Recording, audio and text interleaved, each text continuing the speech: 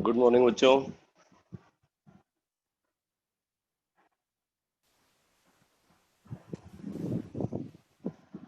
Good morning.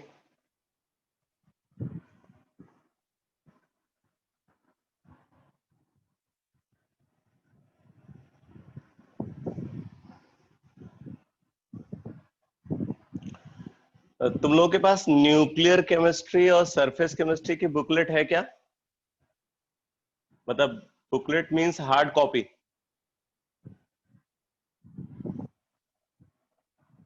Nuclear and surface both.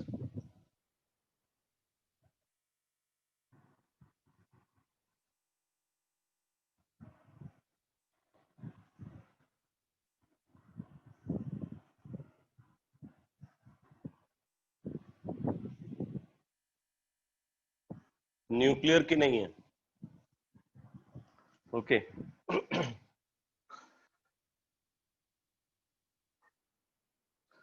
Basically nuclear chemistry में जैसे मैंने लास्ट क्लास में न्यूक्लियर स्टेबिलिटी का कंसेप्ट को स्टार्ट किया था, और न्यूक्लियर स्टेबिलिटी में मैंने N/P रेशियो के बेसिस पे न्यूक्लियस की स्टेबिलिटी को कैसे प्रिडिक्ट करते हैं ये बताया था। ठीक है, तो उसमें मैंने बताया था कि अगर एटॉमिक नंबर लेस देन और इक्वल टू 20 है तो N/P रेशियो फॉर स्टेबिलिटी 1 होना चाहिए। बस इस बात का ध्यान रखना है कि नंबर ऑफ न्यूट्रॉन और नंबर ऑफ प्रोटॉन अगर दोनों ऑड नंबर में है और N/P रेशियो 1 है तो ऐसा न्यूक्लियस स्टेबल नहीं हो सकता। एक्सेप्शन है नाइट्रोजन। नाइट्रोजन के केस में N/P रेशियो अगर 1 है तो वो स्टेबल हो जाता है, जबकि वहां पे नंबर ऑफ न्यूट्रॉन और नंबर ऑफ प्रोटॉन दोनों ऑड नंबर में होते हैं। नाइट्रोजन के अलावा कोई भी दूसरा nucleus odd number of neutron और ऑड नंबर ऑफ प्रोटॉन के साथ स्टेबल नहीं हो सकता। उसी तरीके से मैंने बताया था कि अगर एटॉमिक नंबर 20 और 83 के बीच में है, अगर एटॉमिक नंबर 20 और 83 के बीच में है तो वहां पे N/P रेशियो फॉर स्टेबिलिटी वो 1 और 1.5 के बीच में लाई करती है। If atomic number is in between 20 and 83, अगर एटॉमिक नंबर 20 और 83 के बीच में लाई कर रहा है तो N/P ratio for stability lie in between 1 and 1.5।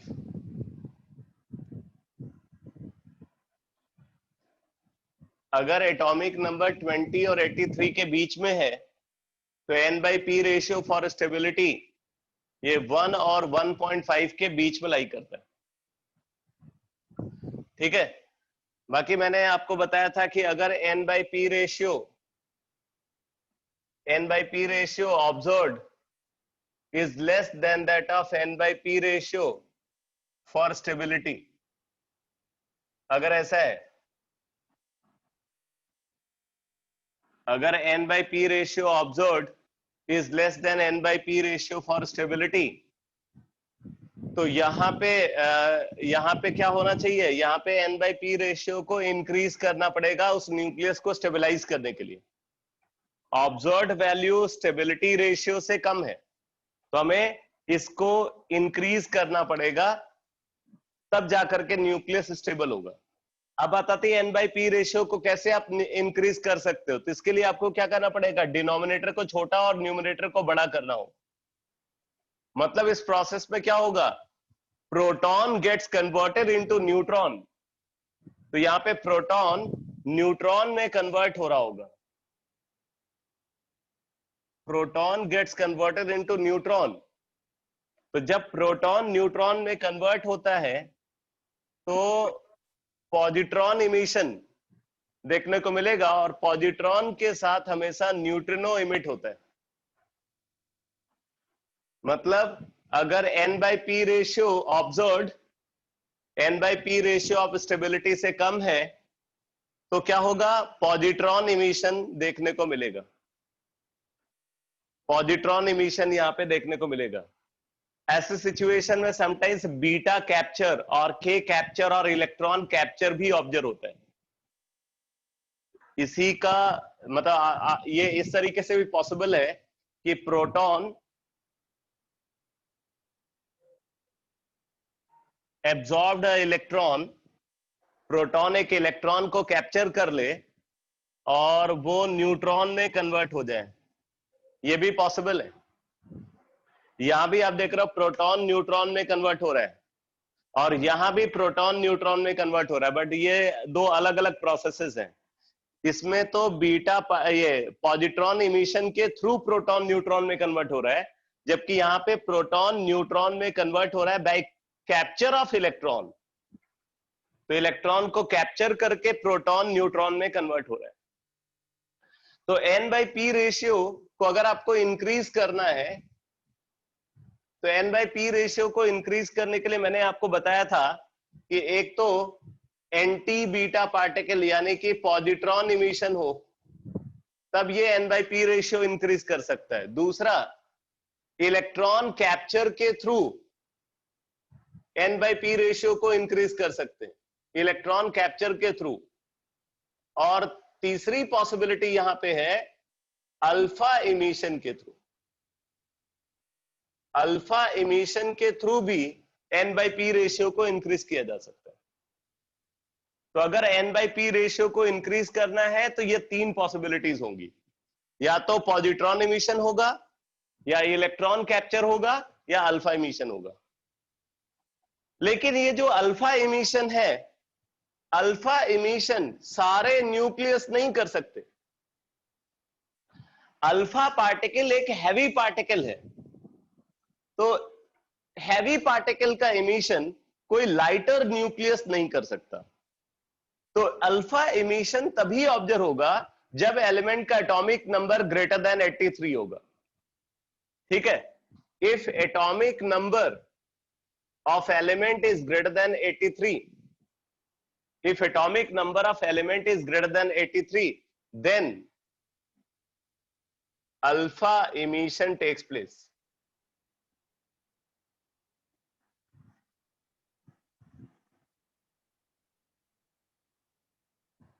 अगर एलिमेंट का एटॉमिक नंबर 83 से ग्रेटर है, तभी वो अल्फा पार्टिकल को नेचुरली इमिट कर सकता है, अदरवाइज वो न्यूक्लियस नेचुरल अल्फा इमीटर नहीं हो सकता। नेचुरल अल्फा इमीटर वही न्यूक्लियस होगा जिसका एटॉमिक नंबर 83 से ग्रेटर है। और आपको एक बात पता है कि कोई भी एलिमेंट जिसका एटॉमिक नंबर 83 से ग्रेटर है वो हमेशा रेडियो एक्टिव होता है। तो वही radio active element alpha particle को इमिट कर सकता है जिसका एटॉमिक नंबर 83 से ग्रेटर है।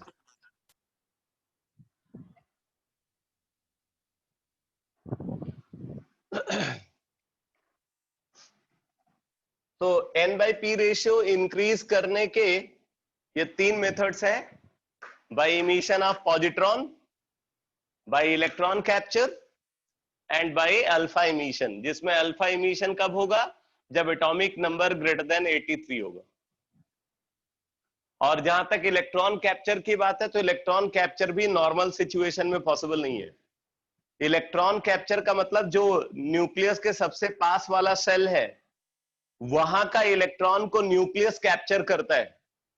इसका मतलब ये तभी होगा जब न्यूक्लियस उस इलेक्ट्रॉन पे strong electrostatic force of attraction apply कर रहा होगा। अगर न्यूक्लियस सबसे पास वाले सेल के इलेक्ट्रॉन के ऊपर strong electrostatic force of attraction apply करता है, तो क्या होगा, वो के सेल का जो इलेक्ट्रॉन है वो न्यूक्लियस के अंदर गिर जाएगा, और उसी को हम इलेक्ट्रॉन कैप्चर बोलते हैं।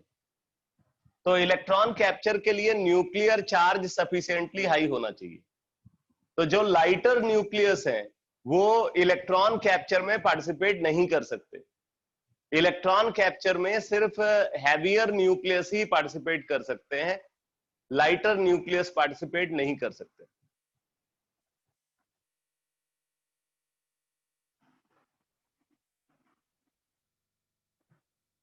बाकी अगर आपको N/P रेशियो डिक्रीज करना है तो N by P ratio decrease करने के लिए सिर्फ और सिर्फ एक ही तरीका है, वो है बीटा इमिशन। बीटा इमिशन, यहां पे मैंने बीटा नेगेटिव लिखा हुआ है, यहां पे बीटा पॉजिटिव लिखा हुआ है। बीटा पॉजिटिव का मतलब पॉजिट्रॉन, बीटा नेगेटिव का मतलब बीटा पार्टिकल।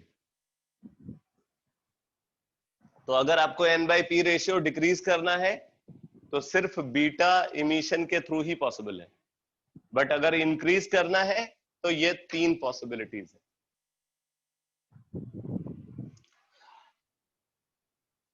अब देखो, maximum value of N by P ratio for stability is equal to 1.5।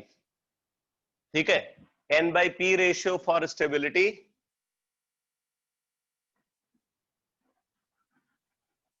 अगर हम कंसीडर करें तो ये 1.5 के इक्वल या उससे लेस होगी, कभी 1.5 से ग्रेटर नहीं हो सकती। इट मीन्स आप ये बोल सकते हो कि कोई भी वो न्यूक्लियस जिसका एन बाई पी रेशियो 1.5 से ग्रेटर है वो कभी स्टेबल नहीं हो सकता। ठीक है, ऑल न्यूक्लियाई, आप इस बात को नोट कर सकते हो, all nuclei with an by P ratio, all nuclei with n by p ratio greater than 1.5, greater than 1.5 are always radioactive, are always radioactive, and therefore they disintegrate, and therefore they disintegrate spontaneously, and therefore they disintegrate spontaneously. तो अब देखो, अगर आपसे पूछा जाए कि N by P ratio की minimum value क्या है और मैक्सिमम वैल्यू क्या है, तो जो एन बाई पी रेशियो की मिनिमम वैल्यू है, N by P ratio minimum, ये होता है बेटा 0। ये 0 होता है मिनिमम वैल्यू, और ये ऑब्जर्व होती है फॉर प्रोट्रियम।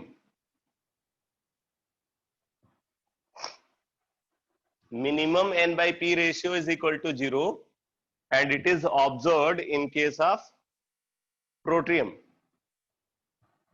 तो प्रोट्रियम के केस में ये वैल्यू ऑब्जर्व होती है। और maximum n by p ratio is equal to 2 and it is observed for tritium।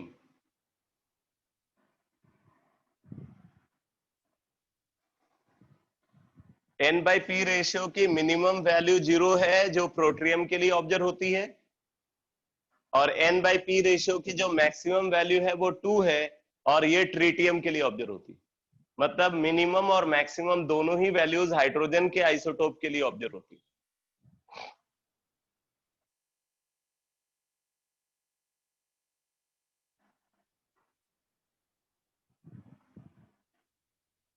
तो ये जो डिस्कशन मैंने अभी किया है और लास्ट क्लास में भी इसके बारे में कई सारी इंफॉर्मेशन आपको बताया था, ये बहुत ही इंपॉर्टेंट डिस्कशन है जिसपे फ्रिक्वेंटली क्वेश्चन पूछे जाते हैं न्यूक्लियर केमिस्ट्री से।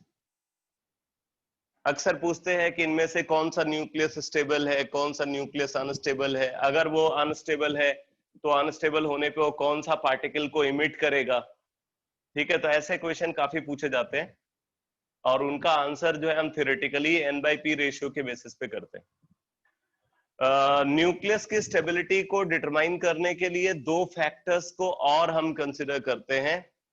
वैसे तो ये दोनों कंसेप्ट फिजिक्स के पॉइंट ऑफ व्यू से ज्यादा इंपॉर्टेंट है, तो मैं ज्यादा डेप्थ में नहीं जाऊंगा। ठीक है, एक तो है पैकिंग फ्रैक्शन। पैकिंग फ्रैक्शन,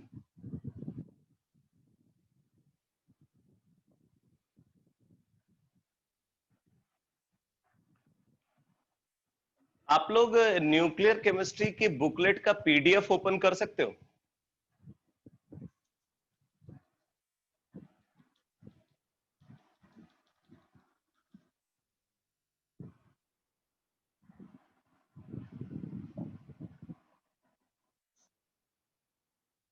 अभी क्लास के साथ ऐसा तो नहीं है, पता चला उसी पे आप उसी ऐप पे क्लास लगा रहे हो और उसी पे आपको जो है पीडीएफ भी ओपन करना है। अगर आप मैनेज कर सकते हो तो फिर रिटन वर्क जो है कुछ करना नहीं पड़ेगा, और हम लोग जो है फटाफट फटाफट इसको समराइज कर देते हैं। तो चलो आप ओपन करो, पीडीएफ ओपन करो।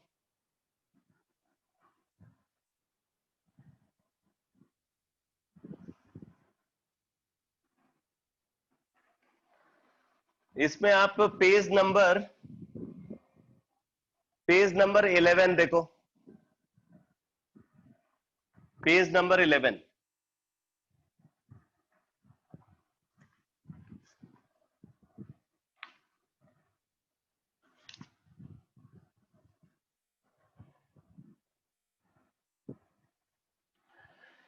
पेज नंबर 11 पे पैकिंग फ्रैक्शन हेडिंग गिवन है। अब पैकिंग फ्रैक्शन में क्या लिखा हुआ है देखो, बोले the concept of packing fraction was introduced by Aston. Aston ने पैकिंग फ्रैक्शन का कंसेप्ट को इंट्रोड्यूस किया।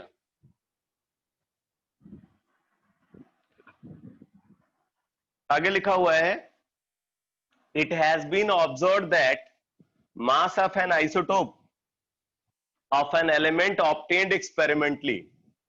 अगर हम किसी एलिमेंट का आइसोटोप का मास को एक्सपेरिमेंटली डिटरमाइन करें तो उसके लिए यूज होता है device mass spectrograph. Mass spectrograph को यूज करते हैं। तो बोल रहा है कि it has been observed that mass of an isotope of an element obtained experimentally using mass spectrograph is invariably less than the calculated mass of the isotope। तो बोल रहा है कि किसी भी न्यूक्लियस का जो ऑब्जर्व्ड मास है वो उसके थ्योरेटिकल मास से हमेशा कम होता है। ठीक है, for a nucleus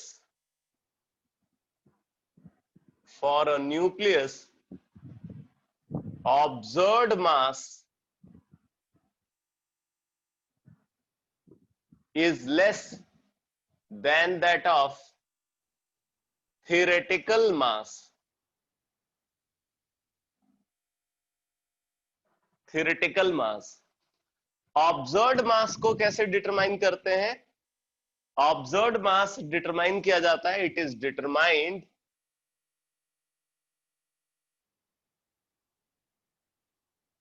by using mass spectrograph।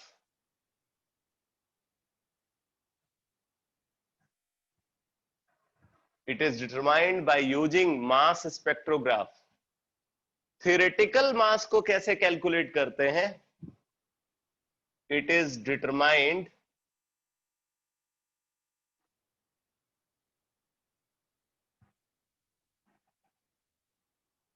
by summation of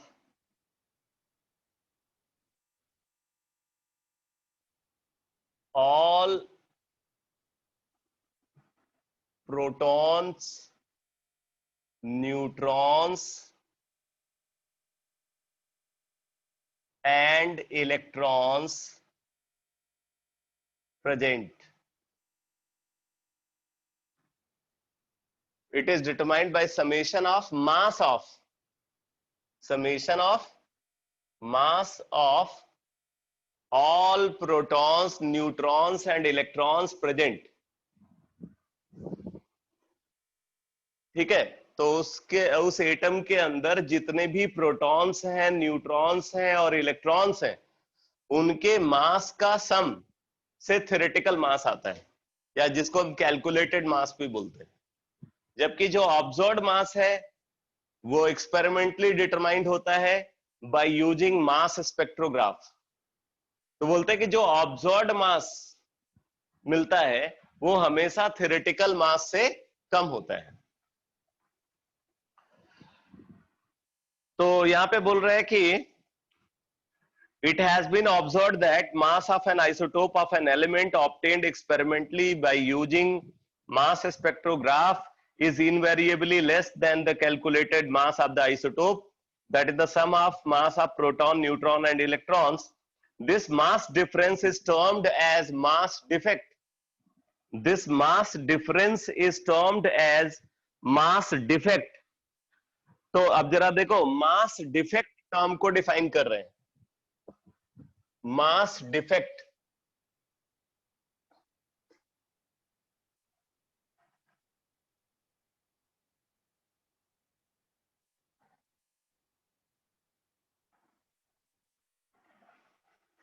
तो मास डिफेक्ट क्या है? बोला है कि mass defect is equal to observed mass minus theoretical mass या कैलकुलेटेड मास।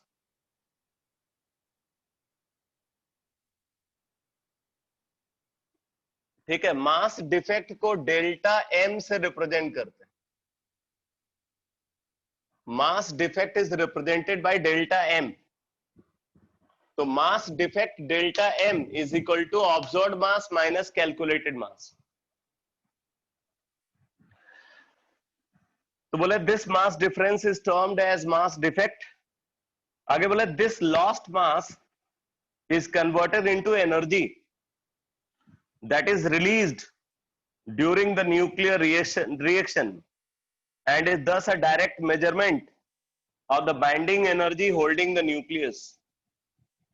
तो बोल रहे हैं कि जो ये मास डिफेक्ट है, मतलब जो मास में डिक्रीज हो रहा है, भाई ऑब्जर्व्ड मास कैलकुलेटेड मास से कम है, तो इसका मतलब है कि लॉस इन मास ऑब्जर्व हो रहा है न्यूक्लियस के फॉर्मेशन में।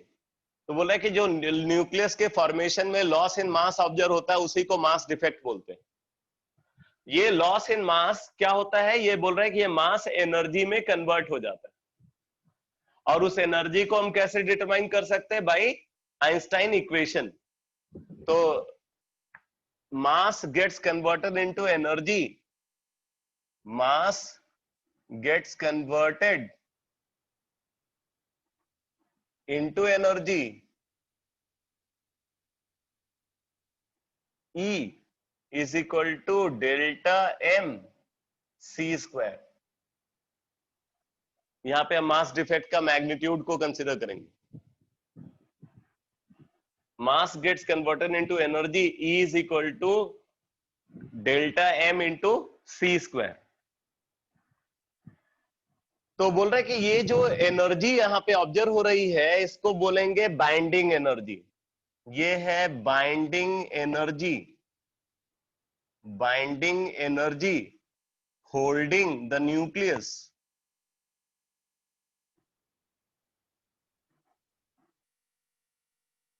ये binding energy holding the nucleus है।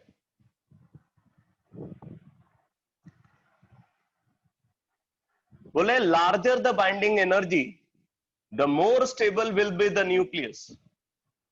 तो ये बाइंडिंग एनर्जी जितनी ज्यादा होगी न्यूक्लियस उतना स्टेबल होगा। तो अगर बाइंडिंग एनर्जी इंक्रीज करती है तो न्यूक्लियर स्टेबिलिटी, न्यूक्लियर स्टेबिलिटी भी इंक्रीज करेगी। अगर बाइंडिंग एनर्जी इंक्रीज करती है तो न्यूक्लियर स्टेबिलिटी भी इंक्रीज करेगी। तो यहां पे बोल रहे हैं कि mass defect delta M is equal to isotopic mass minus mass number. तो आइसोटोपिक मास को ही ऑब्जर्व्ड मास बोलते हैं। आप ऑब्जर्व्ड मास या आइसोटोपिक मास इसको दोनों बोल सकते हो, और मास नंबर है कैलकुलेटेड मास।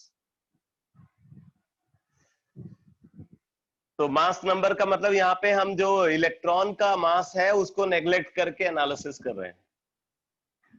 तो फिर यहां पे डिफाइन किया जा रहा है टर्म पैकिंग फ्रैक्शन। तो पैकिंग फ्रैक्शन क्या है? बोल रहे हैं packing fraction, packing fraction is equal to delta M by A, delta M by A multiplied by 10 to the power 4। यहां पे ध्यान देना डेल्टा एम के साथ हमने मॉड नहीं लगाया हुआ है, तो ये वैल्यू जो है ज्यादातर क्या होगी, ज्यादातर ये नेगेटिव होगी। डेल्टा एम मैक्सिमम केसेस में क्या होगा, नेगेटिव होगा, और डेल्टा एम जितना ज्यादा नेगेटिव होगा मतलब मास डिफेक्ट उतना ज्यादा है, मतलब उतना ज्यादा मास एनर्जी में कन्वर्ट हुआ है जब न्यूक्लियस का फॉर्मेशन हुआ, तो इट मींस उस केस में न्यूक्लियस ज्यादा स्टेबल होगा। तो डेल्टा एम वैल्यू जितनी ज्यादा नेगेटिव होगी न्यूक्लियस उतना ज्यादा स्टेबल होगा। डेल्टा एम वैल्यू जितनी ज्यादा नेगेटिव होगी न्यूक्लियस उतना ज्यादा स्टेबल होगा।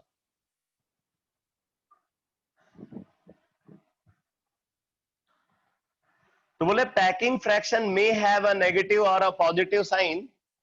तो packing fraction can be negative as well as positive both. Packing fraction can be negative as well as positive both. आगे बोला packing fraction does not have any precise theoretical significance, but it gives an indication about the stability of the nucleus.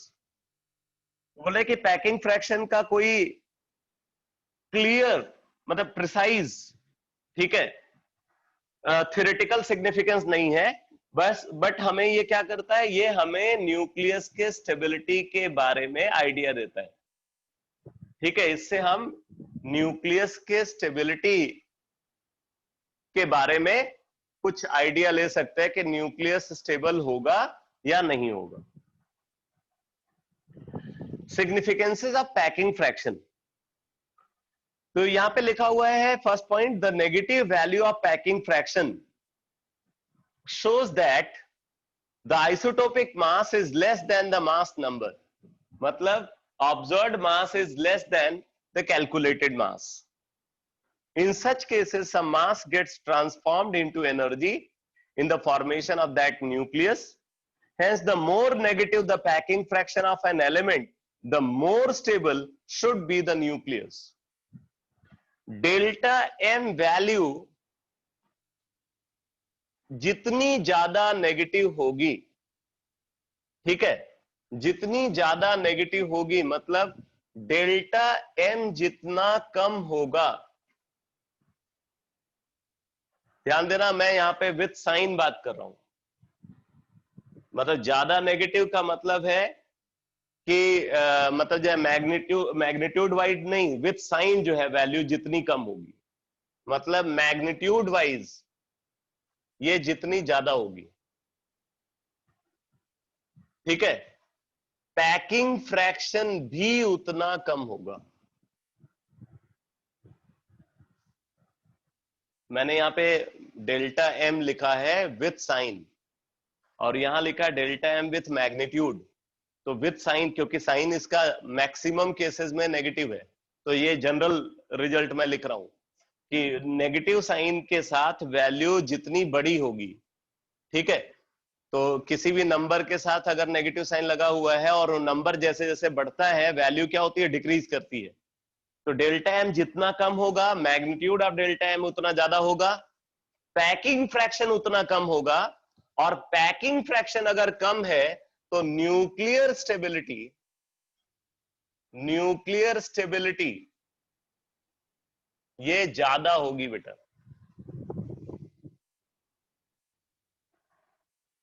Packing fraction जितना ज्यादा negative होगा nuclear stability उतनी ज्यादा होगी।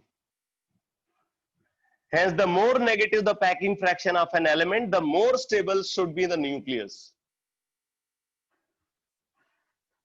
अब second point क्या बोल रहे हैं, a positive fraction, a positive packing fraction indicates that the concerned statement complete नहीं है, कंप्लीट स्टेटमेंट है, positive packing fraction indicates that the concerned nucleus is unstable. A positive packing fraction, अगर packing fraction positive है, then if packing fraction is positive, then nucleus is unstable।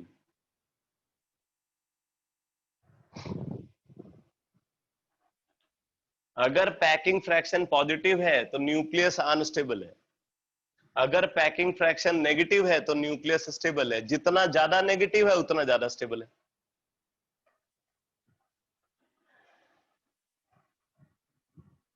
आगे यहाँ पे heading given है analysis of curve. तो बोला plot of packing fraction against the corresponding mass number of the various elements gives the following results. इससे पहले वाले page पे वो कर्व गिवन है। बोले the packing fraction of the stable nuclei lie more or less on a smooth curve. तो यहां पे देखो एक कर्व गिवन है बेटा between packing fraction and mass number.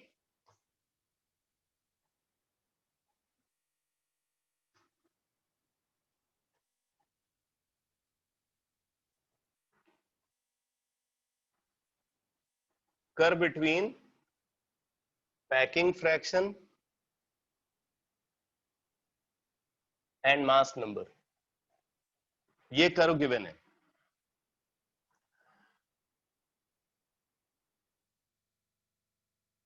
कुछ ऐसा कर्व ऑब्जर्व होता है, पैकिंग फ्रैक्शन और मास नंबर के बीच में जब हम कर्व ड्रॉ कर रहे हैं तो ऐसा कर्व ऑब्जर्व होता है।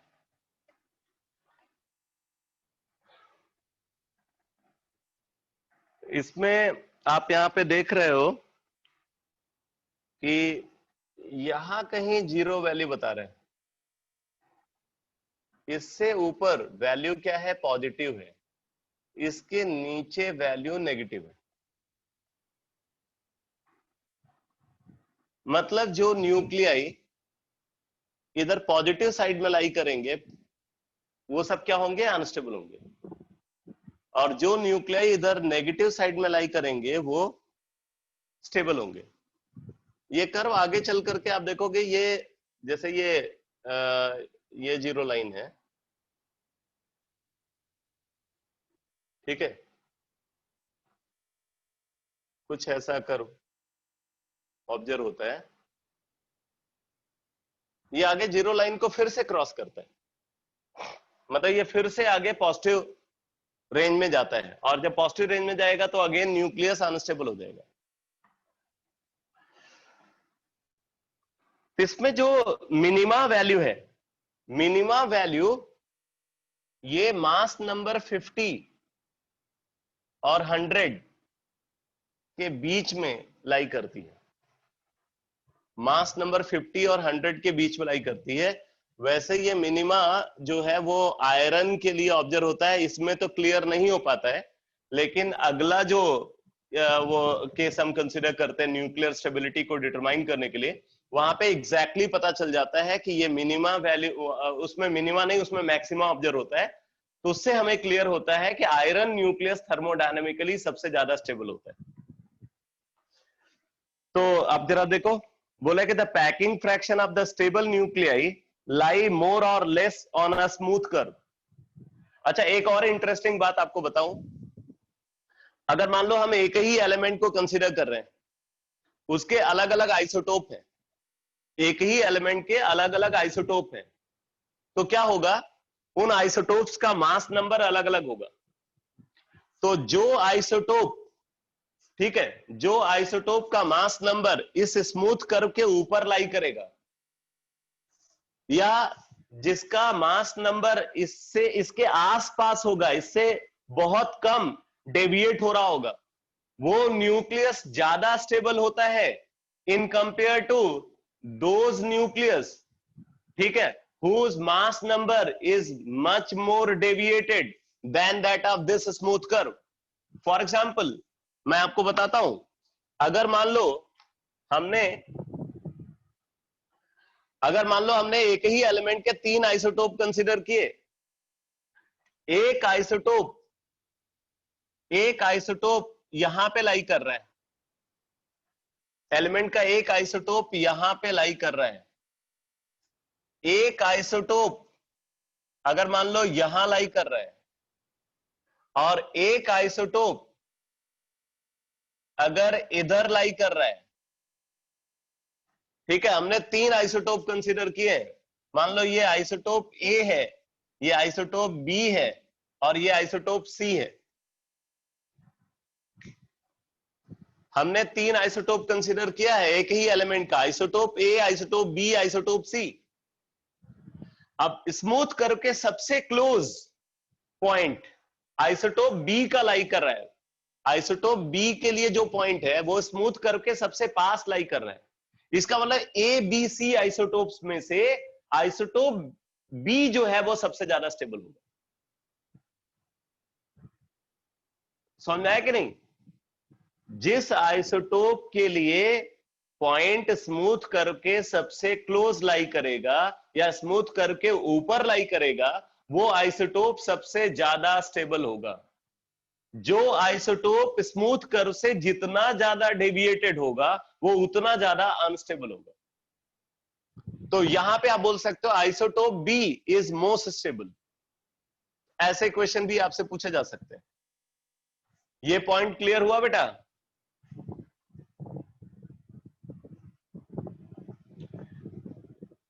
देखो एनर्जी एक फैक्टर है, लेकिन उससे भी इंपॉर्टेंट फैक्टर है ये जो कर्व हम कंसिडर कर रहे हैं, यही स्मूथ कर्व जो है वो मतलब इस पे जो आइसोटोप्स लाई करेंगे वो सबसे ज्यादा स्टेबल होंगे। तो जैसे मैंने बोला है कि 3 आइसोटोप हैं एक ही न्यूक्लियस के, तो अगर हम उसके तीनों आइसोटोप को कंसिडर करें तो उसमें से जो आइसोटोप इस कर्व के सबसे क्लोज लाई करेगा वो सबसे ज्यादा स्टेबल होगा। ऑब्वियसली अगर आप ए और सी को कंपेयर करोगे तो ए और सी में ए आइसोटोप सी से ज्यादा स्टेबल होगा। अगर हम ऑर्डर ऑफ स्टेबिलिटी को देखेंगे ना, सबसे ज्यादा स्टेबल बी होगा, उसके बाद ए होगा, फिर सी होगा।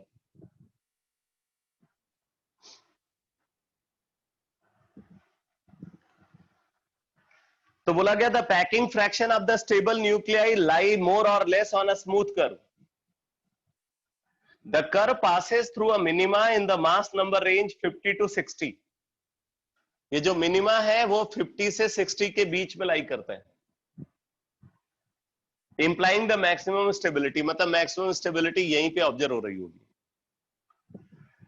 After the minima packing fraction steadily increases. आप देखो इसके बाद पैकिंग फ्रैक्शन फिर से इंक्रीज करने लगता है, and ultimately becomes positive for elements of high mass number.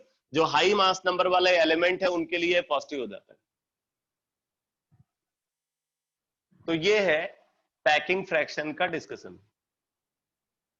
तो समझ में आ गया बेटा पैकिंग फ्रैक्शन का पूरा इंफॉर्मेशन?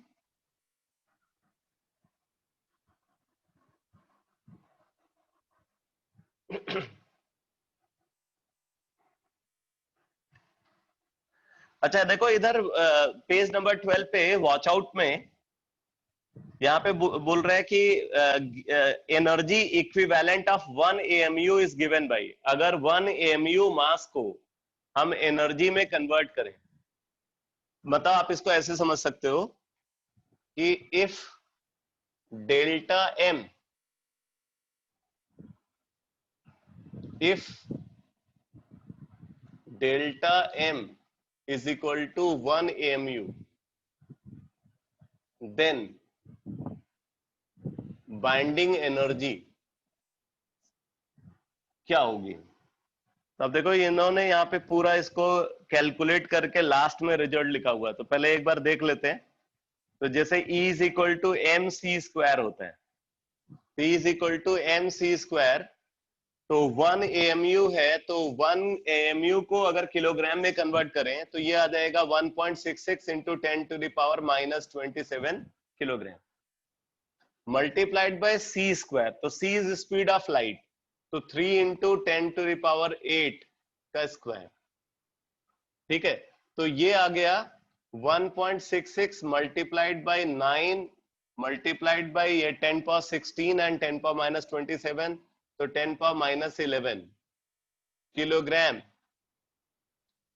मीटर स्क्वायर पर सेकेंड स्क्वायर, ये आ जाएगा। ठीक है, तो किलोग्राम मीटर स्क्वायर पर सेकेंड स्क्वायर यानी कि जूल आ गया, ये जूल के टर्म्स में वैल्यू आ गई। अब जूल को इलेक्ट्रॉन वोल्ट में कन्वर्ट करना है, तो आप इसको लिख सकते हो 1.66 into 9 into 10⁻11 divided by 1.6 into 10⁻⁻9 19 electron volt आ गया। ये वैल्यू इलेक्ट्रॉन वोल्ट के टर्म्स में आ गई।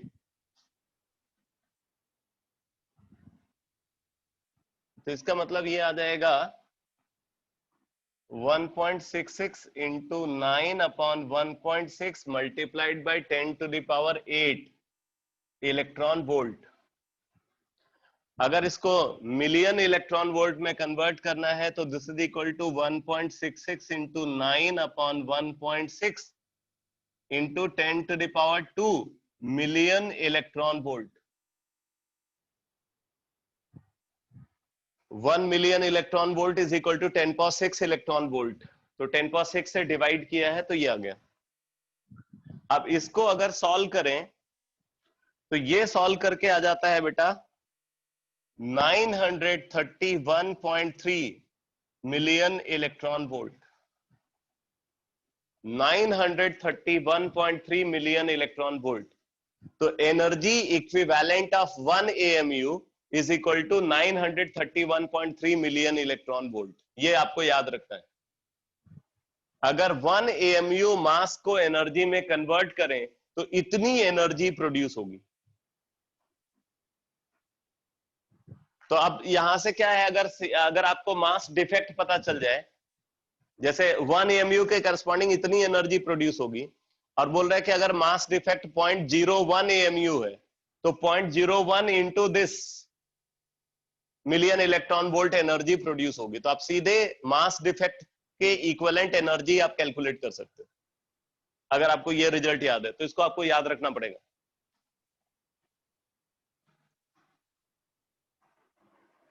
Energy equivalent of 1 AMU is equal to 931.3 million electron volt. अब देखो बाइंडिंग एनर्जी पर न्यूक्लियन को डिफाइन कर रहे हैं, तो यहां पे लिखा हो the energy released in the formation of a nucleus from its constituent nucleons is called the binding energy of the nucleus. The energy released in the formation of a nucleus from its constituent nucleons is called the binding energy of the nucleus. तो अभी जैसे आपने देखा था कि जो mass defect होता है वो ऑब्जर्व्ड मास माइनस कैलकुलेटेड मास होता है, तो ऑब्जर्व्ड मास हमेशा कैलकुलेटेड मास से कम होता है। इसका मतलब है कि जब न्यूक्लियॉन्स से न्यूक्लियस का फॉर्मेशन होता है तो उस प्रोसेस में कुछ मास एनर्जी में कन्वर्ट हो जाता है। तो जो मास एनर्जी में कन्वर्ट होता है उसी को हम binding energy of the nucleus बोलते हैं। तो binding energy of the nucleus, binding energy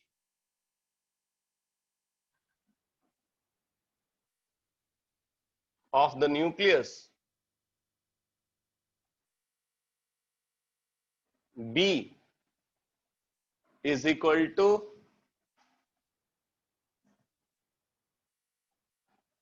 binding energy B is equal to mod delta M C square, mod delta M C square. ठीक है, यहां पे हम मास डिफेक्ट का हमेशा मैग्नीट्यूड लेते हैं, mod delta M C square. तो आप इसको ऐसे भी लिख सकते हो mod delta M in AMU multiplied by 931.3 million electron volt. Mass defect को AMU में ले multiplied by energy equivalent of 1 AMU। तो ये होगी बाइंडिंग एनर्जी। डेल्टा एम यहां पे क्या है? Delta M is observed mass minus calculated mass.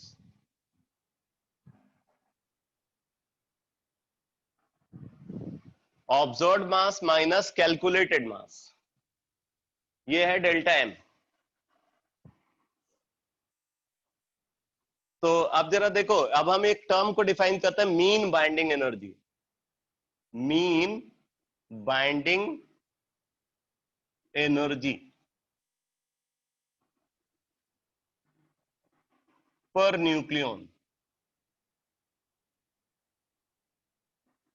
Mean binding energy per nucleon, इसको बी बार से रिप्रेजेंट करते हैं, and this is equal to binding energy upon mass number. Mean binding energy per nucleon B bar is equal to binding energy upon mass number. तो ये आ जाएगा बेटा mod delta M in AMU multiplied by 931.3 divided by mass number।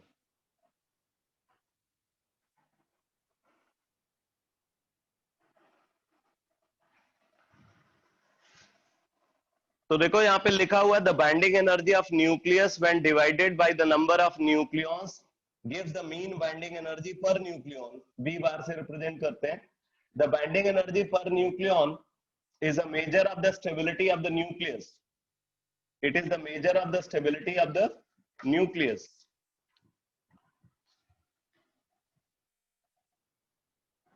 तो ये इसका formula लिखा हुआ है। आगे बोल रहा है कि significances of binding energy per nucleon. तो बोले the greater the binding energy per nucleon the more stable is the nucleus. तो यहां पे बोल रहा है कि जैसे जैसे बी बार इंक्रीज करेगा, अगर बी बार इंक्रीज करता है तो न्यूक्लियर स्टेबिलिटी भी इंक्रीज करेगी।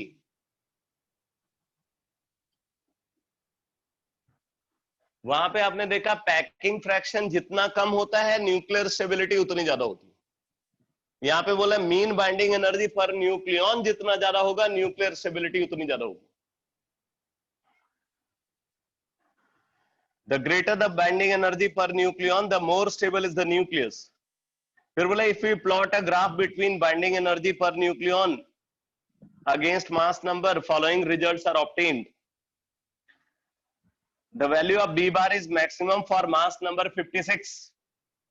Thus nucleus of iron is thermodynamically most stable.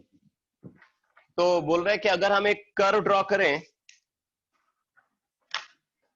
अगर हम एक कर्व ड्रॉ करते हैं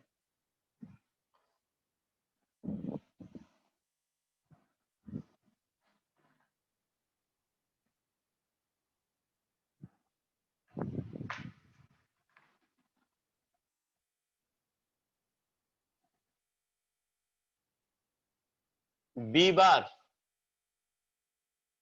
और मास नंबर के बीच में, mean binding energy per nucleon और मास नंबर के बीच में अगर हम कर्व ड्रॉ करते हैं तो कुछ ऐसा कर्व ऑब्जर्व होता है।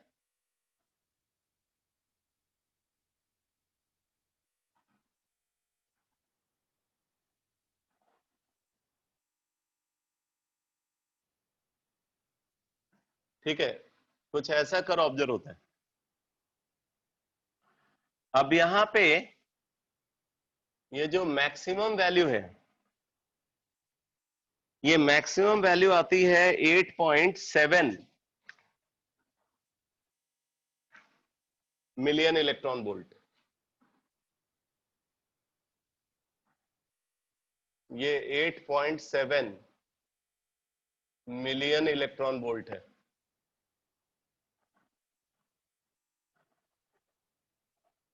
और ये वैल्यू मास नंबर 56 के लिए ऑब्जर्व होती है। ये मास नंबर 56 के लिए ये वैल्यू ऑब्जर्व होती है। बाकी ये कभी नेगेटिव नहीं होगी value, mean binding energy per nucleon हमेशा पॉजिटिव होगा। सर हाँ बोलो। ये मास नंबर है या नंबर ऑफ न्यूक्लियन है? मास नंबर आप बोल सकते हो, मास नंबर और नंबर ऑफ न्यूक्लियन सेम ही चीज होती है।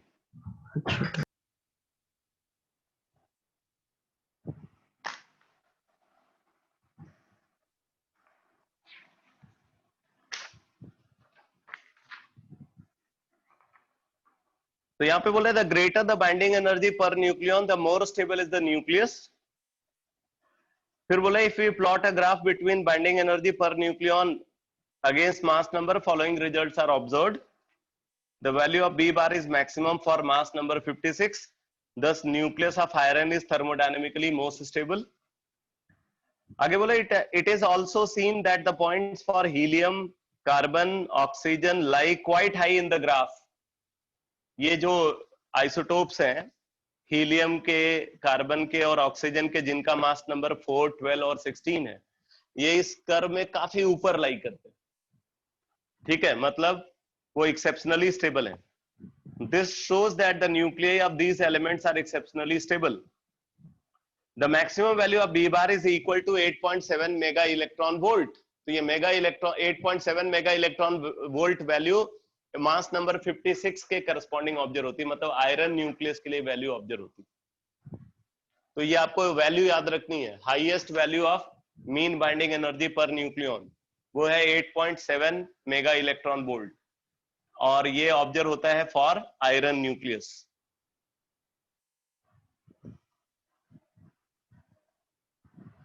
आगे ये वॉच आउट में आप देखो तो 1 AMU का mass in terms of gram and kilogram given है, तो ये तो बड़ी कॉमन इंफॉर्मेशन, इसमें क्या देखना। ठीक है, तो ये 3 केसेस हैं न्यूक्लियस की स्टेबिलिटी को डिटरमाइन करने के लिए, N/P ratio, packing fraction and mean binding energy per nucleon. तो N/P रेशियो ये तो थियोरेटिकली डिटरमाइंड फैक्टर है, और बाकी ये जो पैकिंग फ्रैक्शन और mean binding energy per nucleon का कंसेप्ट मैंने आपको बताया, ये एक्सपेरिमेंटली डिटरमाइंड फैक्टर है। पैकिंग फ्रैक्शन वैल्यू जितनी कम होती है स्टेबिलिटी उतनी ज्यादा होती है। Mean binding energy per nucleon value जितनी ज्यादा होती है स्टेबिलिटी उतनी ज्यादा होती है। अब इसके बाद बुकलेट में आप आगे देखो तो आगे डिस्कशन गिवन है न्यूक्लियर रिएक्शंस का। न्यूक्लियर रिएक्शंस, तो यहां पे बोल रहे हैं कि the reactions in which nuclei of atoms interact with other nuclei or elementary particles such as alpha particle, deuteron, neutron, etc., resulting in the formation of a new nucleus and one or more elementary particles are called nuclear reactions. In all nuclear reactions, the total number of protons and neutrons are conserved, as in case of chemical reactions, the number of atoms of each element are conserved. तो बोल रहे हैं जैसे किसी भी chemical reaction के balancing में element के जितने एटम रिएक्टेंट साइड में होते हैं उस एलिमेंट के उतने ही एटम प्रोडक्ट साइड में होते हैं। तो केमिकल रिएक्शन की बैलेंसिंग के लिए हम बोलते हैं कि हर एलिमेंट के नंबर ऑफ एटम्स रिएक्टेंट और प्रोडक्ट साइड में बराबर होने चाहिए। उसी तरीके से किसी भी न्यूक्लियर रिएक्शन की बैलेंसिंग के लिए बोलते हैं कि total number of neutrons and protons, total number of neutrons and protons दोनों साइड में बराबर होने चाहिए।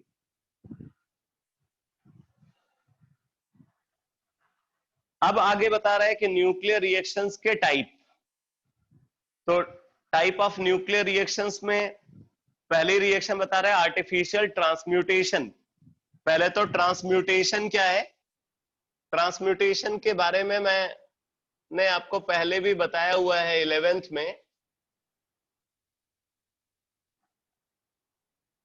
ट्रांसम्यूटेशन क्या होता है, conversion of one element, conversion of one element into another, conversion of one element into another is called transmutation.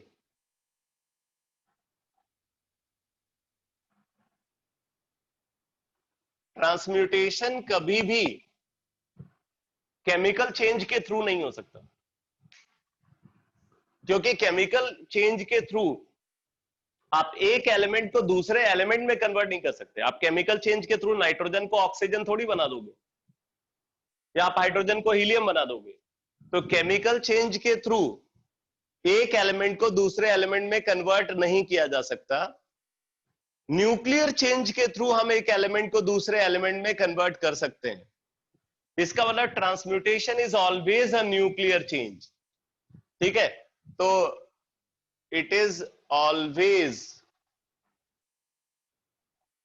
A nuclear change.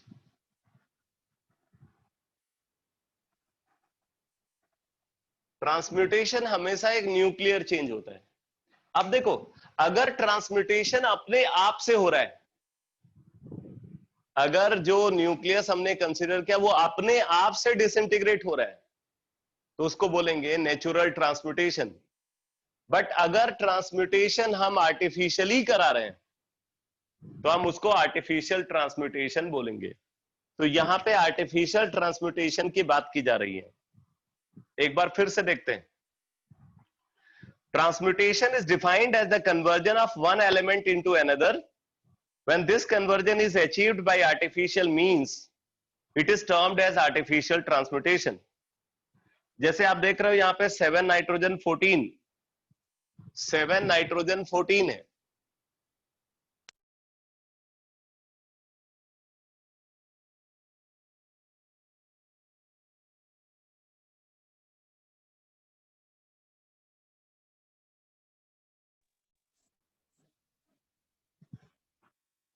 Seven nitrogen 14 ने एक अल्फा पार्टिकल को एब्जॉर्ब किया, और अल्फा पार्टिकल को एब्जॉर्ब करके ये कन्वर्ट हो गया 8 ऑक्सीजन 17 प्लस 1 H1।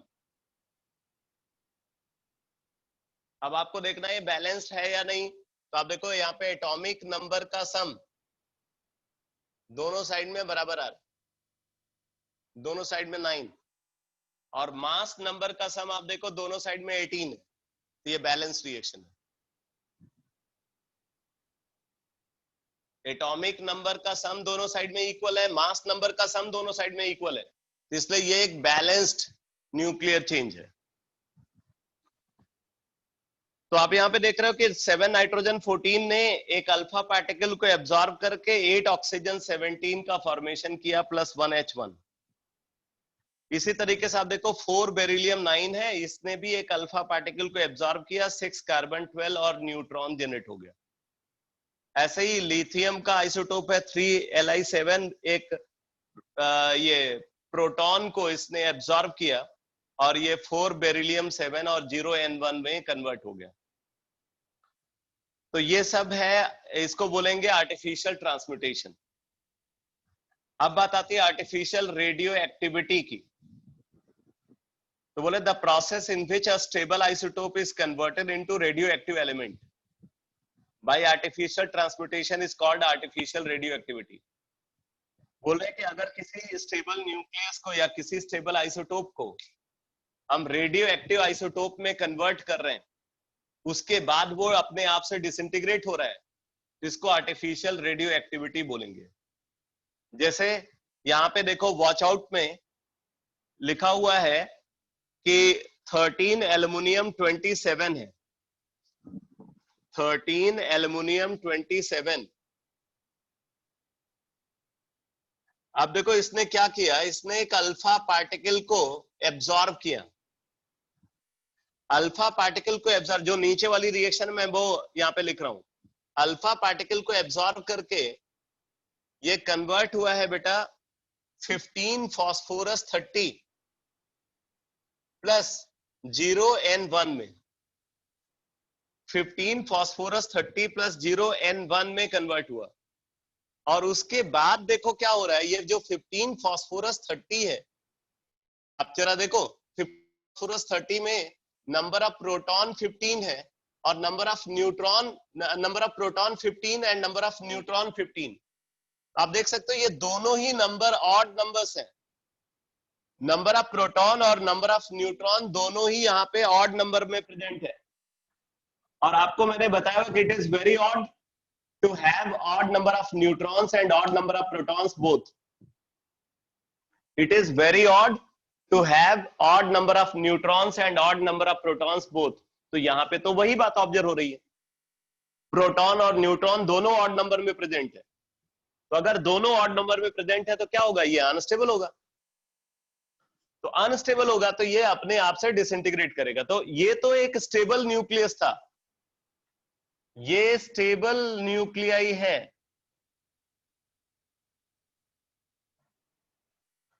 बट ये क्या है, ये है अनस्टेबल न्यूक्लियाई। क्योंकि ये अनस्टेबल न्यूक्लियाई है, इस वजह से क्या होगा, ये अपने आप से डिसइंटीग्रेट होगा। और डिसइंटीग्रेट होकर के, ध्यान देना, अब ये डिसइंटीग्रेट किस तरीके से होगा, तो यहां पे N/P रेशियो 1 आ रहा है बेटा इस केस में। और जबकि फास्फोरस का जो स्टेबल आइसोटोप होता है वो 15 फास्फोरस 31 होता है। ये स्टेबल आइसोटोप है फास्फोरस का।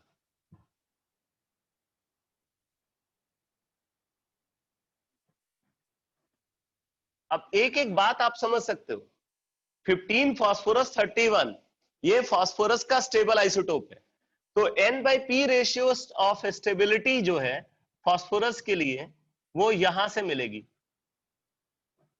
और ये आ जाएगा बेटा 16/15। N/P ratio of stability for phosphorus 16/15 है, और ऑब्जर्व्ड वैल्यू 1 है। इसका मतलब N/P ratio observed is less than N/P ratio of stability. बताओ फिर क्या होना चाहिए, N/P ratio observed is less than N/P ratio for stability. तो क्या होना चाहिए, कौन सा पार्टिकल को ये इमिट करेगा,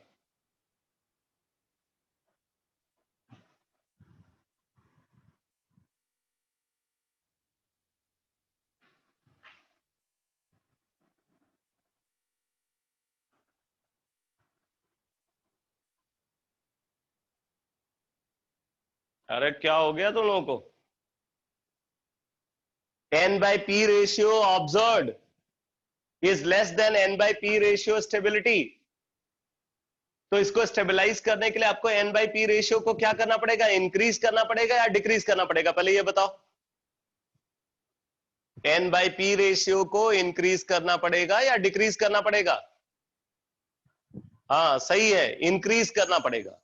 अब N/P रेशियो को इंक्रीज करना है तो 3 तरीके से कर सकते हैं, by beta emission, by electron capture and by alpha emission. नहीं, by positron emission, by electron capture and by alpha emission, ये इन तीनों में से कोई भी। लेकिन अल्फा इमिशन तो ये कर नहीं सकता, क्योंकि इसका एटॉमिक नंबर अगर आप देखो तो 83 से कम है। और इलेक्ट्रॉन कैप्चर भी हैवियर न्यूक्लियस ही कर सकते हैं, ये हैवियर न्यूक्लियस की कैटेगरी में नहीं है। तो यहाँ पे पॉजिट्रॉन इमिशन होना चाहिए, तो ये एक पॉजिट्रॉन इमीटर होगा। तो क्या करेगा, ये पॉजिट्रॉन इमिट करेगा। तो पॉजिट्रॉन इमिट करेगा तो क्या बन जाएगा, 14 silicon 30 plus +1 electron 0। 14 silicon 30 plus +1 electron 0। तो आप देख सकते हो इस पूरे प्रोसेस में हुआ क्या, हमने एक स्टेबल न्यूक्लियस को कंसीडर किया, पहले उसको हमने अनस्टेबल बनाया, मतलब रेडियो एक्टिव बनाया, फिर वो डिसइंटीग्रेट हो रहा है, इसलिए हम इसको बोलेंगे आर्टिफिशियल रेडियो एक्टिविटी। ये आर्टिफिशियल रेडियो एक्टिविटी का एग्जांपल है।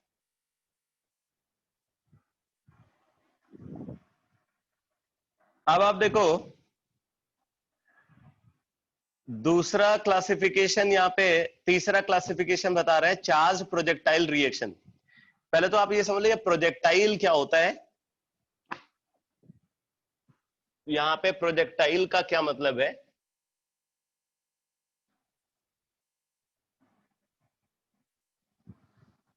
तो बोलते हैं कि किसी भी न्यूक्लियर रिएक्शन को रिप्रेजेंट करने का एक तरीका है।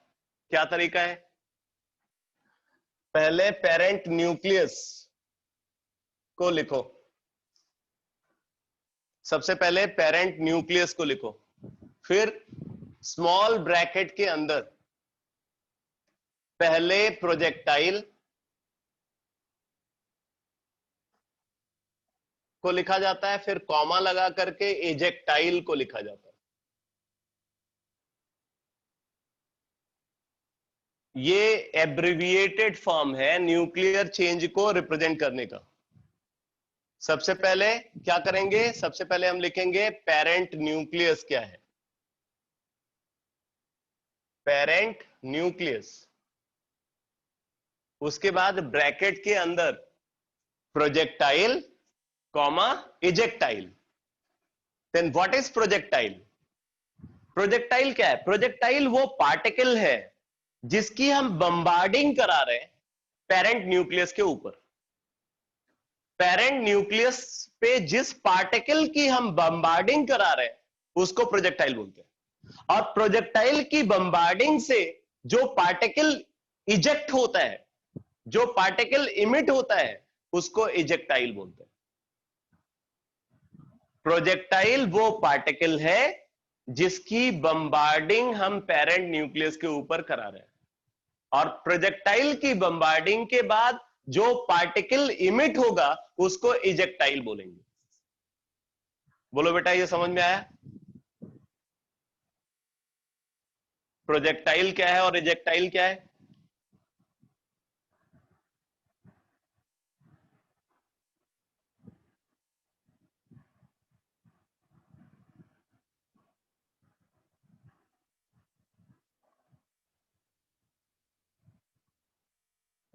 अरे क्या हो गया भाई?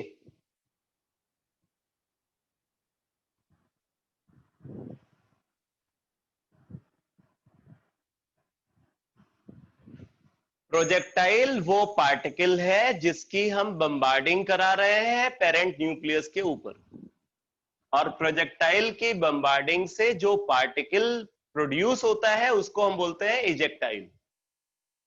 ठीक है?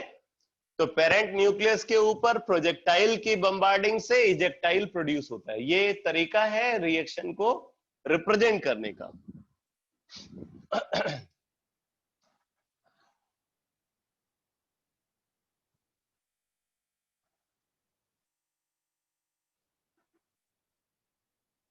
जैसे देखो, एक रिएक्शन मैं यहां पे लिख रहा हूं, 6 carbon 14, 6 carbon 14,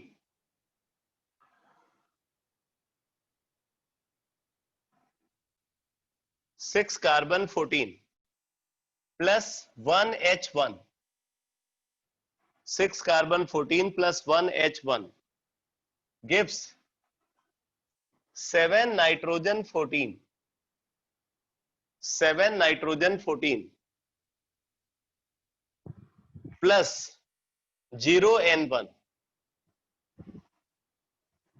6 carbon 14 plus 1H1 gives 7 nitrogen 14 plus 0N1। अब ये एक न्यूक्लियर चेंज है। अब इस न्यूक्लियर चेंज को हम ऐसे लिख सकते हैं, पेरेंट न्यूक्लियस यहाँ पे ये है, तो आप इसको ऐसे रिप्रेजेंट करोगे, पेरेंट न्यूक्लियस 6 कार्बन 14 ब्रैकेट में देखो यहाँ पे 1H1 यानी कि प्रोटॉन, 1H1 यानी कि प्रोटॉन, प्रोटॉन प्रोजेक्टाइल है।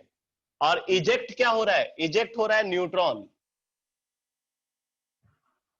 अब इस पूरी रिएक्शन को ऐसे भी लिख सकते हो, आप यहां पे लिख लो, above nuclear reaction can be represented as, ये रिप्रेजेंटेशन,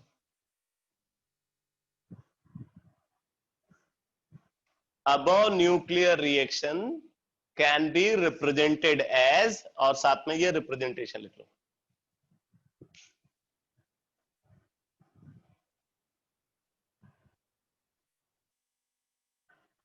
तो ये समझ में आ गया बेटा कैसे हम इसको इस रिप्रेजेंटेशन को यूज करेंगे।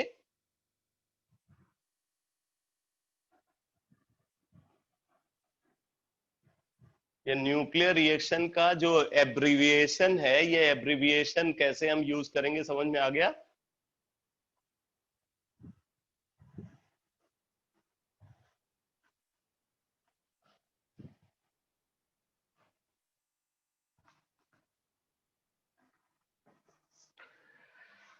ठीक है, तो यहाँ पे देखो जो न्यूक्लियर रिएक्शंस है उनको अलग अलग कैटेगरी में डिवाइड करें। जैसे चार्ज प्रोजेक्टाइल रिएक्शन है, न्यूट्रल प्रोजेक्टाइल रिएक्शन है, ये दो क्लासिफिकेशन यहाँ पे गिवन है, charge projectile reaction and neutral projectile reaction. Charge projectile reaction का मतलब जो प्रोजेक्टाइल हम यूज कर रहे हैं वो एक चार्ज पार्टिकल है। न्यूट्रल प्रोजेक्टाइल रिएक्शन का मतलब जो प्रोजेक्टाइल हम यूज कर रहे हैं वो एक न्यूट्रल पार्टिकल।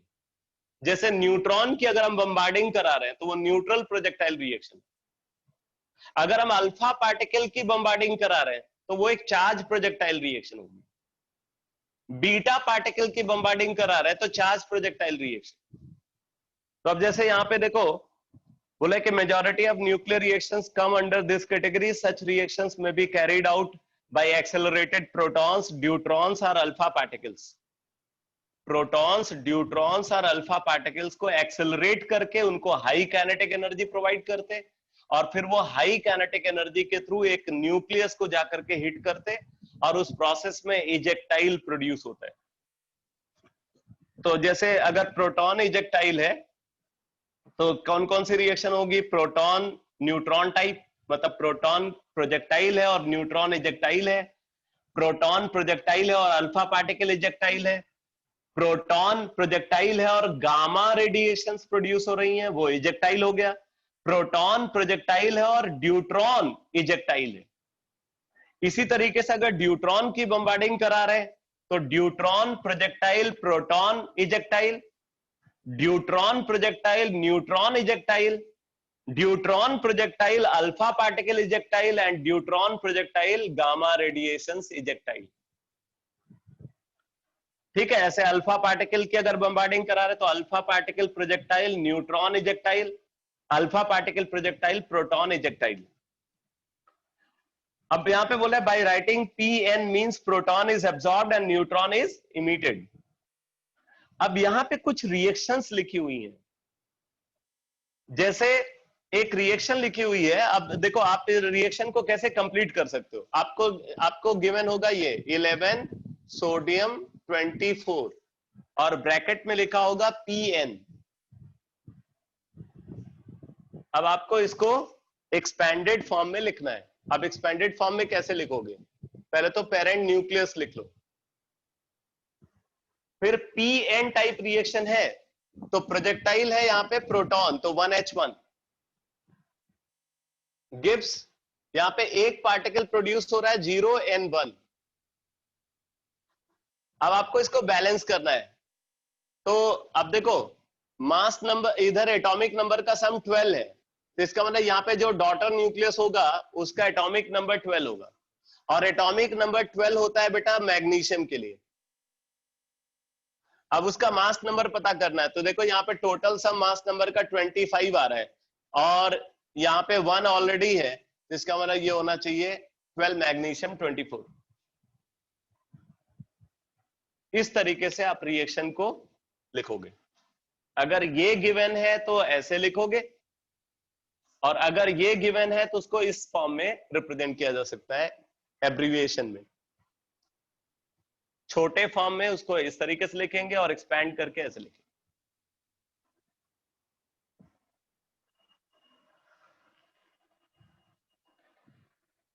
रिएक्शन नंबर 2 में बोल रहे हैं कि यहां पे 3Li7 है, 3Li7 और ये P अल्फा टाइप रिएक्शन है, P अल्फा। अब इसको आप ऐसे लिखोगे 3Li7 plus 1H1 gives alpha मतलब 2He4। Total sum of atomic number 4, तो इसका एटॉमिक नंबर 2 हो गया। 2 हमेशा हीलियम के लिए होता है, और total sum of mass number 8 है, यहाँ पे 4 ऑलरेडी है, तो मतलब इसका भी 4। ये रिएक्शन होगी। 3Li7 plus 1H1 gives 2He4 plus 2He4।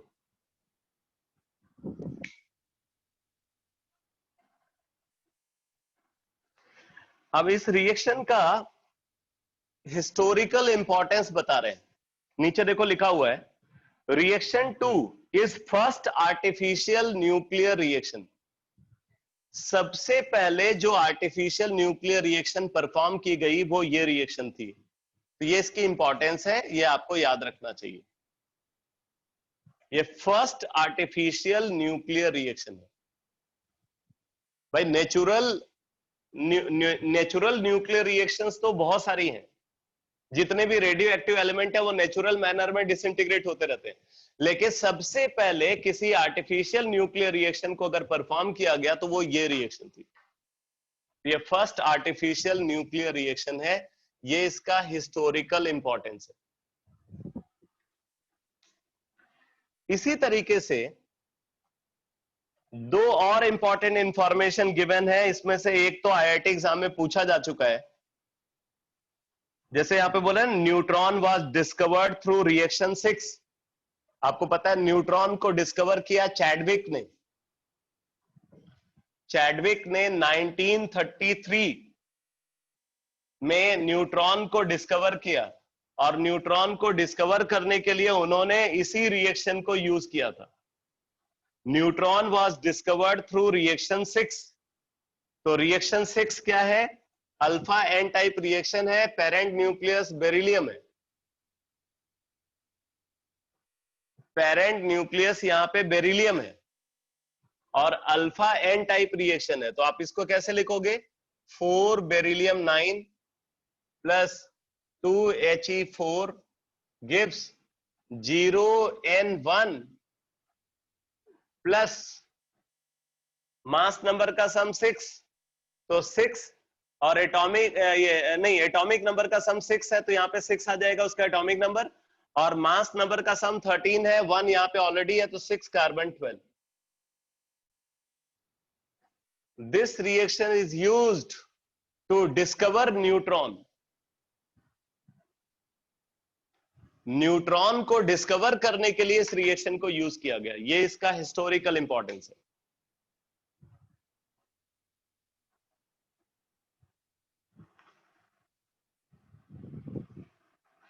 इसी तरीके से बता रहा है reaction 5 gives one of the highest non fission energies. भाई देखो, नॉन फिशन एनर्जीज का मतलब न्यूक्लियर फिशन जो होता है उसमें तो बहुत ज्यादा एनर्जी प्रोड्यूस होती है। तो एटॉमिक बॉम्ब एक्सप्लोजन में न्यूक्लियर फिशन होता है, लेकिन न्यूक्लियर फिशन के अलावा अगर कोई और न्यूक्लियर रिएक्शन को कंसीडर करें जिसमें बहुत ज्यादा एनर्जी प्रोड्यूस होती है, मैक्सिमम एनर्जी प्रोड्यूस होती है, नॉन फिशन एनर्जी जिस रिएक्शन में प्रोड्यूस होती है, वो रिएक्शन 5 है। अब रिएक्शन 5 क्या बता रहे हैं? डी अल्फा टाइप रिएक्शन है और पेरेंट न्यूक्लियस है 3Li6। ऑब्वियसली 3Li6 अनस्टेबल होगा। कैसे पता चला? नंबर ऑफ प्रोटॉन और नंबर ऑफ न्यूट्रॉन दोनों ऑड नंबर में, तो 3Li6 ये अनस्टेबल होना चाहिए, और ये चेंज में इन्वॉल्व है, डी अल्फा टाइप के चेंज में इन्वॉल्व है।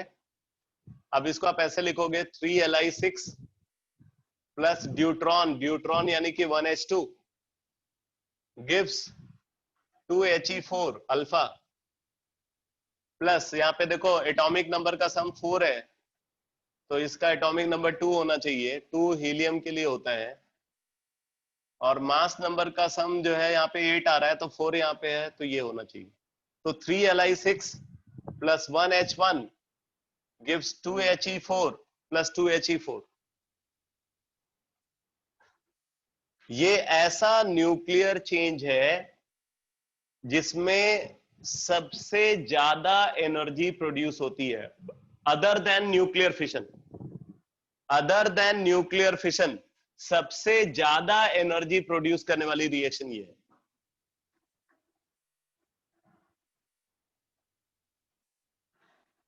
तो ये समझ में आ गया ना क्या क्या फैक्ट्स यहां पे इंपॉर्टेंट है। इस रिएक्शन के रिगार्डिंग हिस्टोरिकल फैक्ट क्या है? ये फर्स्ट आर्टिफिशियल न्यूक्लियर चेंज है, फर्स्ट आर्टिफिशियल न्यूक्लियर रिएक्शन। इससे रिलेटेड हिस्टोरिकल फैक्ट क्या है? न्यूट्रॉन को डिस्कवर करने के लिए इस न्यूक्लियर चेंज को परफॉर्म किया गया बाय जेम्स चैडविक। चैडविक ने न्यूट्रॉन को डिस्कवर करने के लिए इस न्यूक्लियर चेंज को परफॉर्म किया। और इस रिएक्शन का क्या हिस्टोरिकल इंपॉर्टेंस है? अदर देन न्यूक्लियर फिशन, वो न्यूक्लियर चेंज जिसमें मैक्सिमम एनर्जी प्रोड्यूस होती है वो ये रिएक्शन।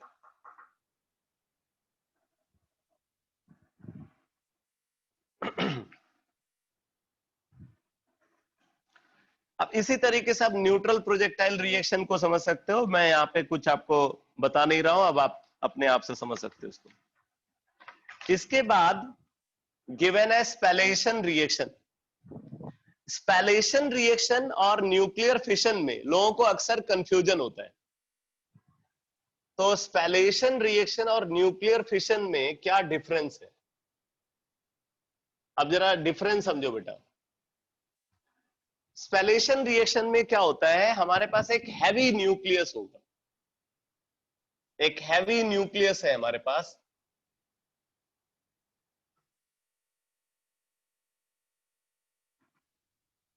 इस हैवी न्यूक्लियस के ऊपर, ठीक है, हम हाई स्पीड प्रोजेक्टाइल की बम्बार्डिंग कराते हैं।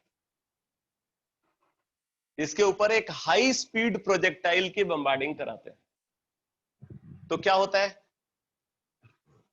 यहां से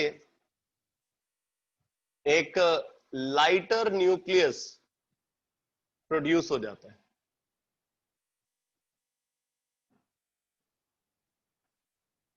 एक लाइटर न्यूक्लियस प्रोड्यूस होता है, ठीक है, एक लाइटर न्यूक्लियस प्रोड्यूस होता है और साथ में large number of small particles, large number of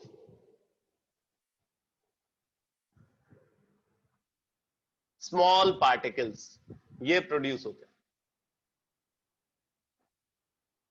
ऐसा होता है न्यूक्लियर, ये ऐसा होता है स्पेलेशन रिएक्शन में।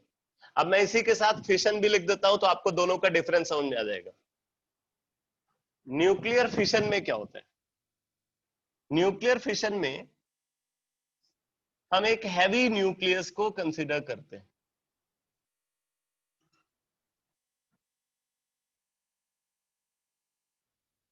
इस हैवी न्यूक्लियस के ऊपर हाई स्पीड न्यूट्रॉन की बम्बार्डिंग कराते हैं। हाई स्पीड न्यूट्रॉन, यहां पे प्रोजेक्टाइल फिक्स है, हाई स्पीड न्यूट्रॉन की बम्बार्डिंग कराते हैं। तो हाई स्पीड न्यूट्रॉन जब इस हैवी न्यूक्लियस को हिट करता है तो उस प्रोसेस में दो लाइटर न्यूक्लियस ऑफ कंपेरेबल मास, दो लाइटर न्यूक्लियस जिनका मास क्या है, कंपेरेबल है, प्रोड्यूस होते हैं, plus secondary neutrons, secondary neutrons generate होते हैं। ये लाइटर न्यूक्लियस 1 है और ये लाइटर न्यूक्लियस 2 है। क्या डिफरेंस आपको दिख रहा है? यहां पे एक लाइटर न्यूक्लियस प्रोड्यूस होता है and large number of small particles produce होते हैं, जबकि फिशन में क्या होता है, दो लाइटर न्यूक्लियस प्रोड्यूस होते हैं of comparable mass and some secondary neutrons. तो आपको डिफरेंस समझ में आया फिशन और स्पेलेशन में? फिशन रिएक्शन और स्पेलेशन रिएक्शन में डिफरेंस समझ में आया? ये जो है ना, ये स्पेलेशन रिएक्शन में ऑब्जर्व होता है।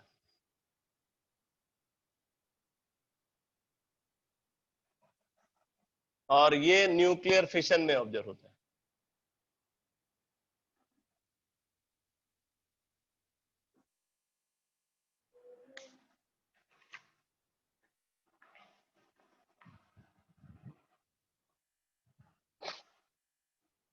एक बार जरा इसको स्पेलेशन रिएक्शन और न्यूक्लियर फिशन को पढ़ो।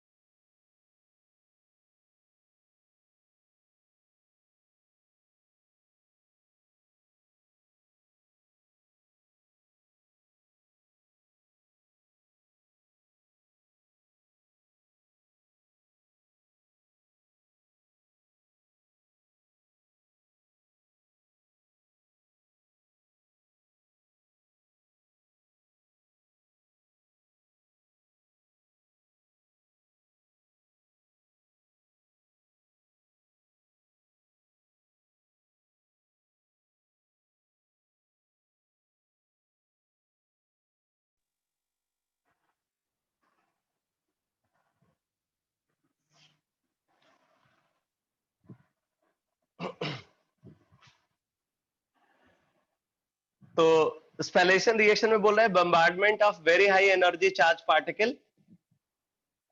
एनर्जी बता रहा है 400 मेगा इलेक्ट्रॉन वोल्ट प्रोटॉन और 200 मेगा इलेक्ट्रॉन वोल्ट ड्यूट्रॉन। अब देखो ड्यूट्रॉन का मास अगर आप देखोगे तो ड्यूट्रॉन का जो मास है वो प्रोटॉन के मास का डबल है। तो हम 400 mega electron volt kinetic energy वाला प्रोटॉन या 200 mega electron volt kinetic energy वाला ड्यूट्रॉन को यूज कर सकते हैं। Can break some target nuclei into several smaller nuclei with the emission of a large number of nucleons 10 to 20 or more. These are called spallation reaction. जैसे 33 arsenic 75 है, इस पे deuteron की बम्बार्डिंग कराया तो 25 मैग्नीज 56 बन गया, प्रोटॉन बन गया और 10 न्यूट्रॉन्स जनरेट हो गया।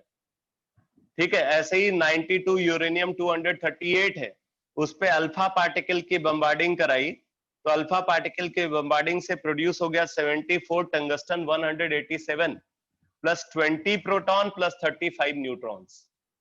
तो इस तरीके का जो न्यूक्लियर चेंज है इसको स्पेलेशन रिएक्शन बोलेंगे। अब न्यूक्लियर फिशन क्या है? बोले the process of artificial transmutation in which heavy nucleus is broken into two lighter nuclei of nearly comparable masses with release of large amount of energy is termed as nuclear fission. When a neutron strikes the 92 uranium 235 nucleus, the nucleus splits into roughly equal parts giving off several neutrons. ये जो reaction यहाँ पे लिखी हुई है ये बहुत important reaction है, कई बार कॉम्पिटिटिव एग्जाम में पूछी गई। ठीक है, तो न्यूक्लियर फिशन कि अगर हम रिएक्शन को कंसीडर करें तो यहां पे जैसे यूज किया गया है 92 यूरेनियम 235, 92 यूरेनियम 235 को कंसीडर करते हैं और इस पे क्या हुआ, इस पे हमने एक न्यूट्रॉन की बम्बार्डिंग कराया। ठीक है, एक न्यूट्रॉन की बम्बार्डिंग हम यहां पे करा रहे हैं। तो न्यूट्रॉन की बम्बार्डिंग से क्या हुआ, ये दो लाइटर न्यूक्लियस में कन्वर्ट हो गया। अब जैसे एक लाइटर न्यूक्लियस यहां पे प्रोड्यूस हो गया 56 बेरियम 139, 56 बेरियम 139 प्लस इसके साथ बन गया बेटा 36 क्रिप्टन 36 क्रिप्टन 94। अब आप देखो यहां पे एटॉमिक नंबर का सम तो बराबर आ गया, मास नंबर का सम अगर आप देखो 139 प्लस 94, 139 प्लस 100 239 माइनस 6 233 आया, जबकि यहां पे आप देखो 236 है मास नंबर का सम, तो प्लस क्या होगा 30n1 30n1। तो ये जो न्यूट्रॉन्स यहां पे जनरेट हुआ है इनको बोलते हैं सेकेंडरी न्यूट्रॉन्स।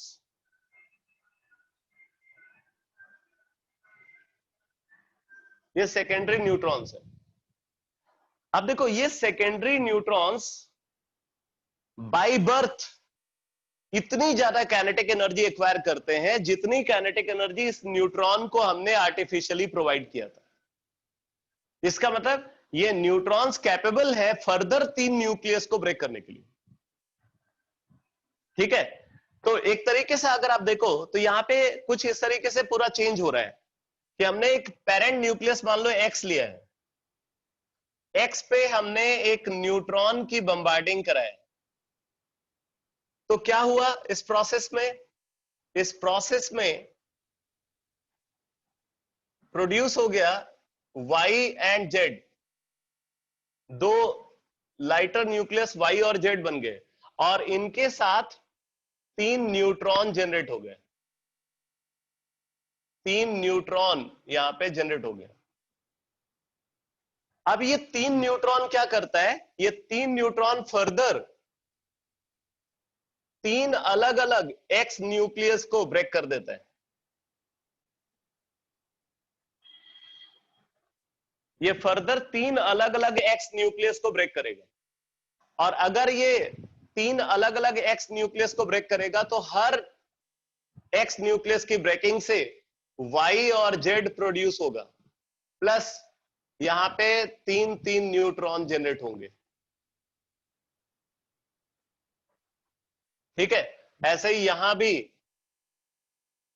Y और Z प्रोड्यूस हुआ और साथ में ये न्यूट्रॉन्स जनरेट होते हैं। इसी तरीके से इधर भी Y और Z प्रोड्यूस होगा और साथ में 3 न्यूट्रॉन जनरेट होंगे। अब क्या होता है, ये न्यूट्रॉन्स फिर से एक्स न्यूक्लियस को स्प्लिट करते हैं। इस तरीके से अगर आप देखोगे तो ये चेन जो है वो आगे बढ़ती ही जाती है।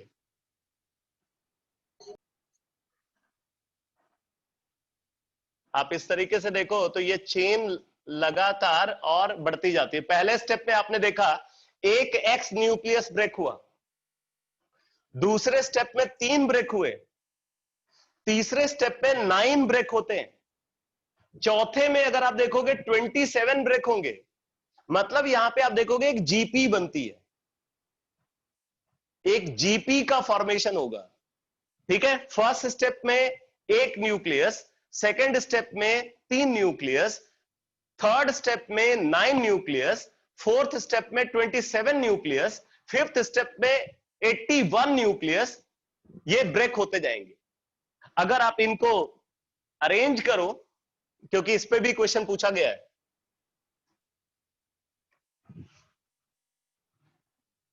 तो आप इसको देखो क्या पैटर्न आ रहा है। फर्स्ट स्टेप में 1 न्यूक्लियस, सेकेंड स्टेप में 3 न्यूक्लियस, थर्ड स्टेप में 9 न्यूक्लियस, फोर्थ स्टेप में 27 न्यूक्लियस। मतलब आप देखो पैटर्न क्या आ रहा है, यहां पे आप इसको लिख सकते हो, ये 3 टू द पावर 1, ये हो गया 3 स्क्वायर 3 क्यूब, मतलब फोर्थ स्टेप में 3 क्यूब है, तो nth स्टेप में कितना होगा, nth स्टेप में 3 to the power n minus 1 nucleus break होंगे। nth स्टेप में 3 to the power n minus 1 nucleus की ब्रेकिंग होगी। ये आपको याद रखना है। मतलब आपसे पूछा जा सकता है कि nth स्टेप में कितने न्यूट्रॉन्स जनरेट होंगे, तो आप बोलोगे 3 to the power n-1 neutrons generate होंगे।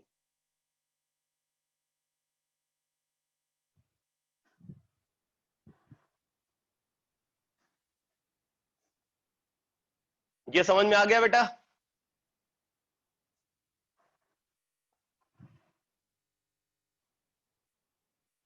आप ये 1 को 3 टू द पावर 0 भी लिख सकते हो।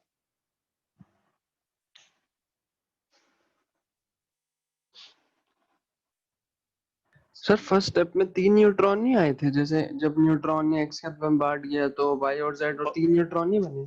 फर्स्ट स्टेप का मतलब ये समझो, फर्स्ट स्टेप का मतलब ये है, this is first step,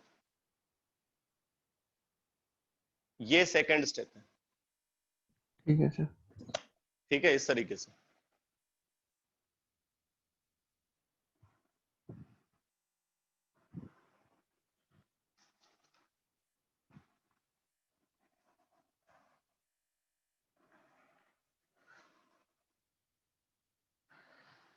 characteristic of nuclear fission, तो यहां पे बोले the secondary neutrons form during fission further causes fission and thus set a chain reaction giving up huge amount of energy.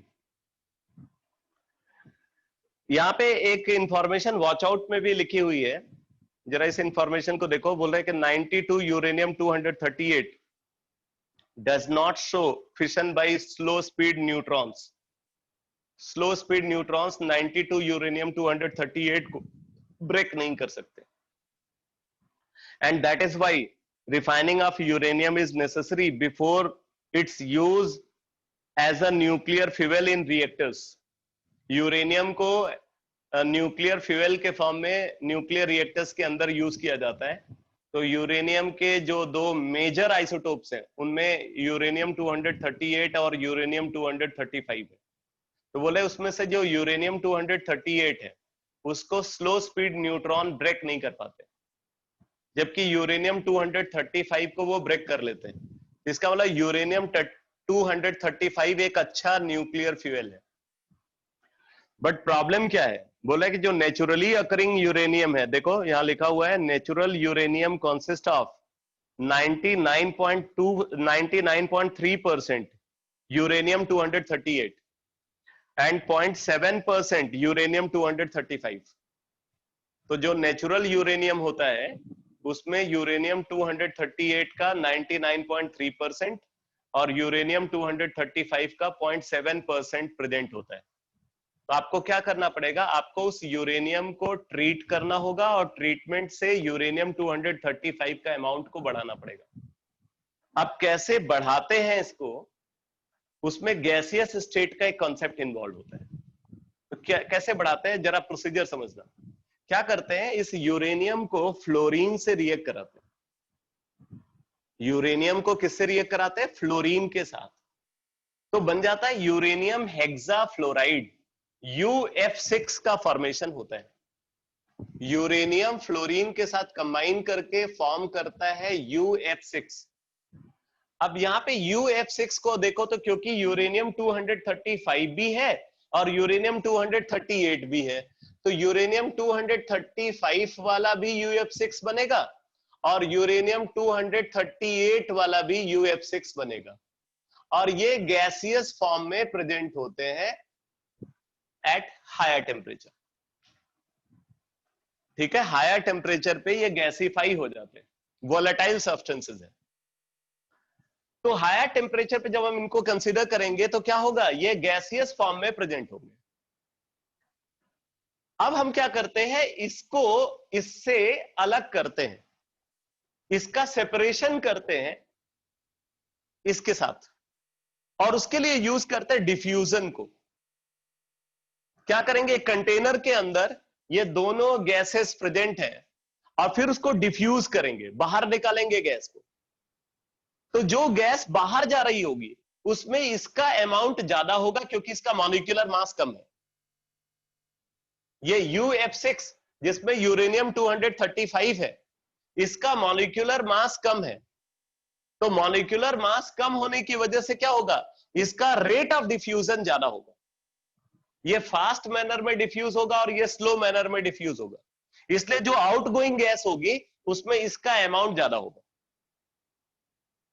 Further diffusion कराएंगे तो इसका amount और बढ़ जाएगा। तो इस तरीके से हम बार बार डिफ्यूजन करा करके ultimately almost 100% pure UF6-235 produce कर लेते हैं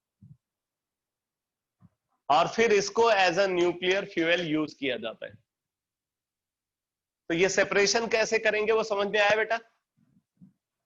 यूरेनियम 235 को यूरेनियम 238 से कैसे सेपरेट करेंगे ये क्लियर हुआ?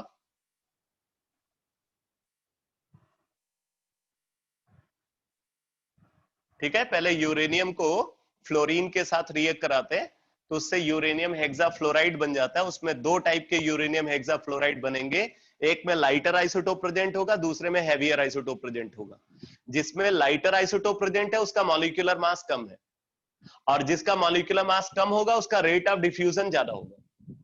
इसलिए जब डिफ्यूज कराएंगे तो जो लाइटर गैस है वो ज्यादा अमाउंट में बाहर जाएगी, हैवियर गैस कम अमाउंट में जाएगी। तो इस तरीके से लाइटर गैस का अमाउंट को हम इंक्रीज करते जाते हैं, उसका इनरिचमेंट करते जाते हैं। इस फिनोमेना को इनरिचमेंट बोलते हैं। यहां पे एक चीज और लिखी हुई है, elements with atomic number greater than 73 tantalum have been found to go in fission। 73 tantalum से ज्यादा एटॉमिक नंबर वाले जो एलिमेंट्स हैं वो न्यूक्लियर फिशन में पार्टिसिपेट कर सकते हैं। 94 plutonium was used in the first atomic bomb explosion at Hiroshima.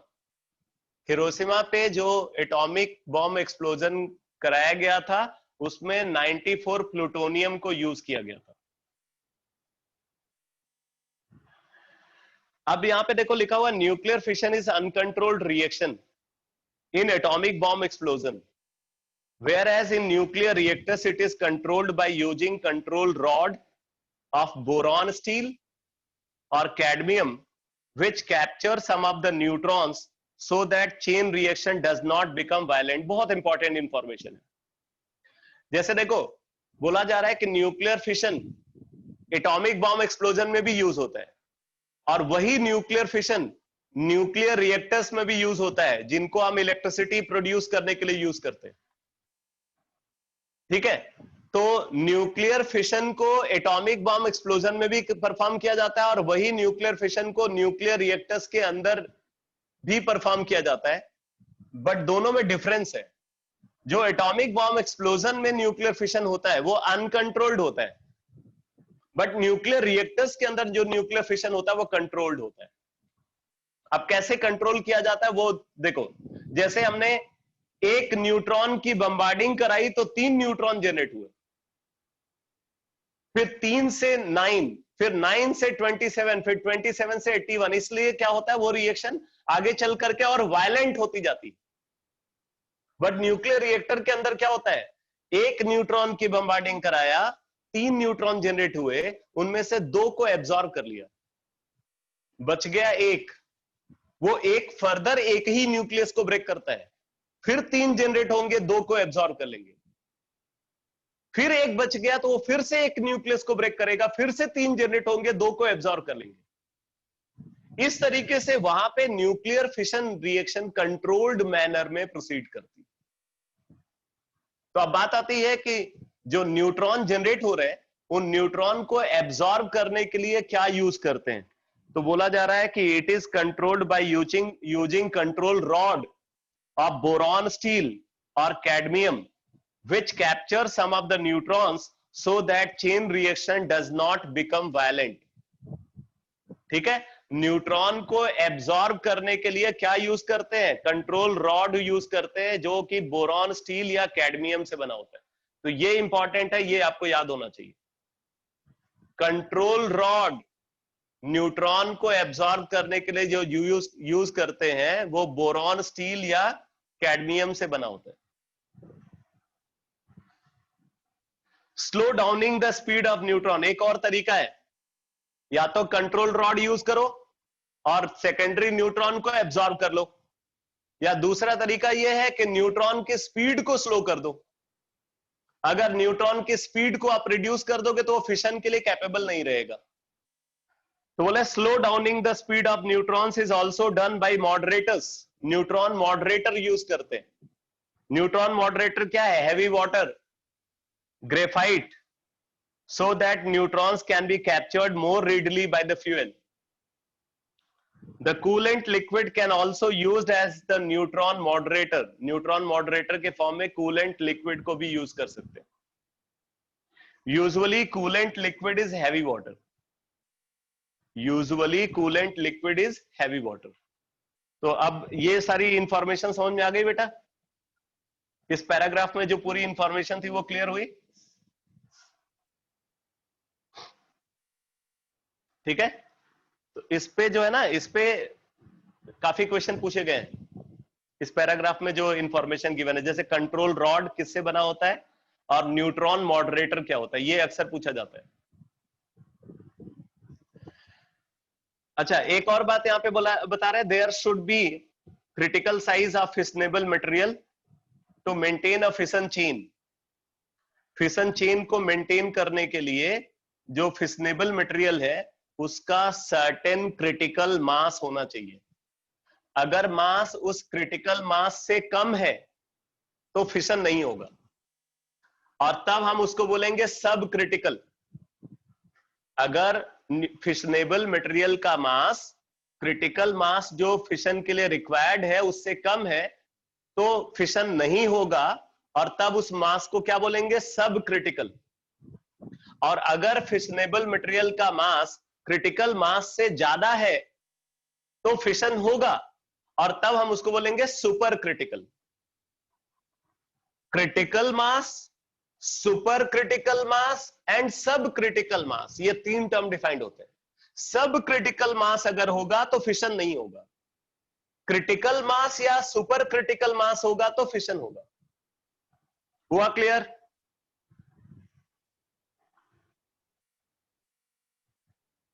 ये क्लियर हुआ?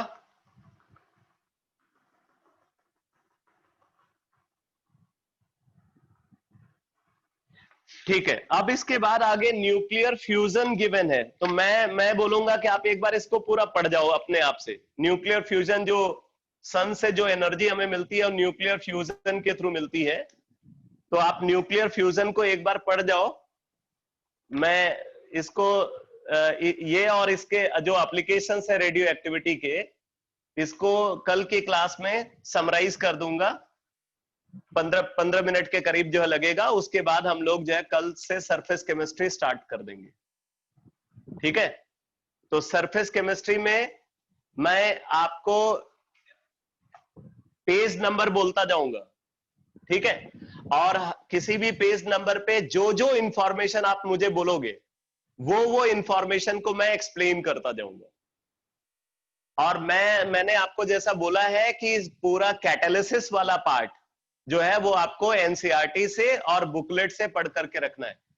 तो पहले एक बार हम लोग बुकलेट से उस पर्टिकुलर पेज नंबर की जो इंफॉर्मेशन होगी उसको डिस्कस करेंगे, फिर एनसीईआरटी से डिस्कस करेंगे। तो मैं पेज नंबर अब बोलता जाऊंगा, आप मुझे बताओगे कि इस पेज नंबर पे ये इंफॉर्मेशन समझनी है, मैं उसको पूरा ढंग से एक्सप्लेन कर दूंगा। ठीक है बेटा?